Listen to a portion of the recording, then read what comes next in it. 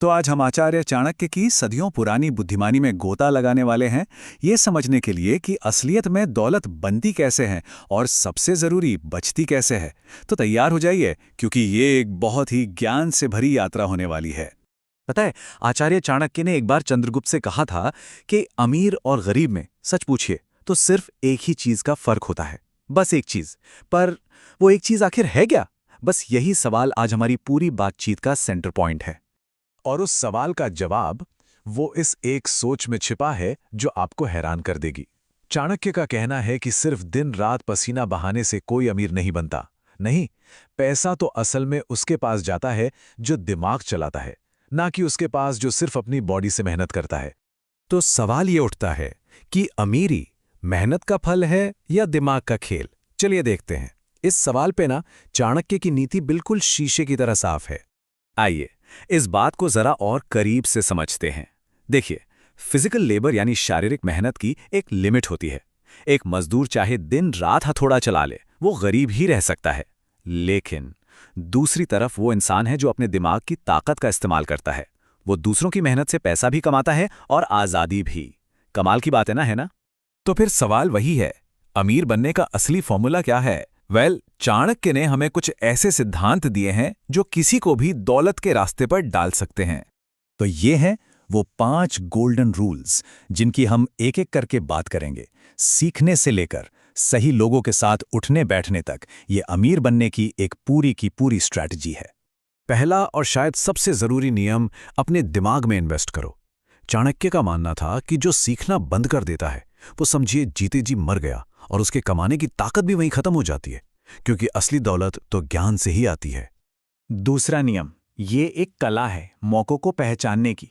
देखिए, मौके कभी चलकर आपके दरवाजे पे दस्तक नहीं देते। नहीं, अक्सर वो किसी प्रॉब्लम के भेष में होते हैं, या किसी की आलोचना में छुपे होते हैं, या हो सकता है किसी दोस्त की कही एक छोटी सी बात में। जो उस नकाब के पीछे झांक लेता है ना, बस वही आगे निकल जाता है। और अब आता है तीसरा नियम, जो सब कुछ एकदम क्लियर कर देता है। चाणक्य के हिसाब से समय पैसे से 1000 गुना ज्यादा कीमती है। सोचिए जरा, यही तो अमीरों का सबसे बड़ा हथियार है, उनकी सबसे बड़ी दौलत। इस बारे में एक सेकंड के लिए सोचिए। पैसा चला गया, कोई बात नहीं, वापस कमाया जा सकता है। लेकिन समय, एक बार जो हाथ से निकल गया वो बस चला गया, हमेशा के लिए। वो कभी कभी लौटकर नहीं आता। चौथा नियम एक बड़ी मजेदार बात कहता है कि पैसा कमाना उतना भी मुश्किल नहीं जितना उसे संभाल कर रखना है। अगर आपकी आदतों में, आपके कैरेक्टर में डिसिप्लिन नहीं है ना, तो लक्ष्मी कभी टिकेंगी ही नहीं। दौलत के आने से पहले खुद को उसके लायक बनाना पड़ता है। और पांचवा नियम ये है आपकी संगत के बारे में। कहते हैं ना, हम वही बनते हैं जिनके साथ हम अपना सबसे ज्यादा टाइम गुजारते हैं। हमारा फ्यूचर उन 5 लोगों का एवरेज होता है जिनके हम सबसे ज्यादा करीब हैं। सीधी सी बात है, अगर अमीर बनना है तो अमीर और समझदार लोगों के बीच उठना बैठना शुरू करना होगा। अच्छा, तो हमने पैसा बनाने की नियम तो समझ लिए, पर अब बात करते हैं पैसा बचाने के सबसे बड़े दुश्मन की, कर्ज का जाल। और मजे की बात यह है कि अक्सर हमारे अपने ही हमें इस जाल में फंसा देते हैं। इस बात को और अच्छे से समझने के लिए चलिए एक कहानी सुनते हैं, विष्णुदास की कहानी। ये कहानी सिखाती है कि इमोशनल होकर किसी को पैसा उधार देना कितना कितना खतरनाक हो सकता है। तो हुआ यूं कि विष्णुदास ने तरस खाकर अपने एक रिश्तेदार को अपनी पूरी जिंदगी की कमाई दे दी, पूरी की पूरी। और उस रिश्तेदार ने क्या किया? सारा पैसा ऐशो आराम में उड़ा दिया। नतीजा, विष्णुदास का अपना परिवार भूखा मर रहा था, और वो रिश्ता, वो भी हमेशा के लिए खत्म हो गया। तो फिर इस जाल से बचे कैसे? चाणक्य की नीति हमें इमोशंस की जगह दिमाग का इस्तेमाल करके ना कहने की एक पक्की स्ट्रैटेजी देती है। ये एक तरह की सेल्फ डिफेंस टेक्निक है। तो ये रहे वो 5 कदम। आप इसे एक ऐसा सेफ्टी शील्ड समझ सकते हैं जो उधार मांगने वालों से बचाता है, और वो भी बिना कोई रिश्ता तोड़े या किसी को नाराज किए। पहला कदम, समय को अपनी ढाल बनाइए। जब भी कोई पैसा मांगे, फौरन हां या ना में जवाब मत दीजिए। बस एक स्माइल के साथ कहिए, मुझे सोचने के लिए 1 दिन का टाइम दो। ये 24 घंटे ना सिर्फ आपको सोचने का मौका देंगे, बल्कि सामने वाले की नीयत भी टेस्ट कर लेंगे। दूसरा कदम है, सवालों का तीर चलाइए। ये बताने की जरूरत नहीं है कि आपके पास पैसे क्यों नहीं है। नहीं, उल्टा उनसे पूछिए कि वो पैसे कब और कैसे लौटाएंगे। उनका पक्का प्लान क्या है? ये सवाल सीधा निशाने पर लगता है, और जिसकी नीयत में खोट होती है वो खुद ब खुद पीछे हट जाता है। तीसरा कदम, सिक्योरिटी मांगिए। अगर वो अब भी अपनी बात पर अड़े हुए हैं तो एक छोटी सी गारंटी मांग लीजिए, जैसे एक पोस्ट डेटेड चेक।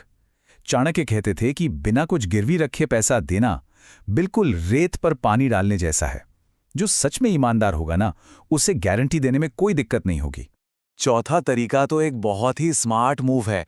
आप बस इतना कह सकते हैं, यार पैसे तो हैं पर एक एफडी में फंसे हुए हैं, अगर उसे तुड़वाया तो पेनल्टी लगेगी।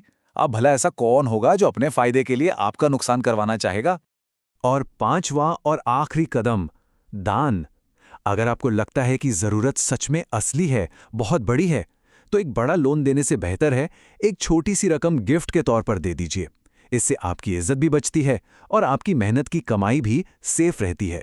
तो इन सभी नियमों और रणनीतियों के बाद आखिरी और सबसे जरूरी सबक क्या है?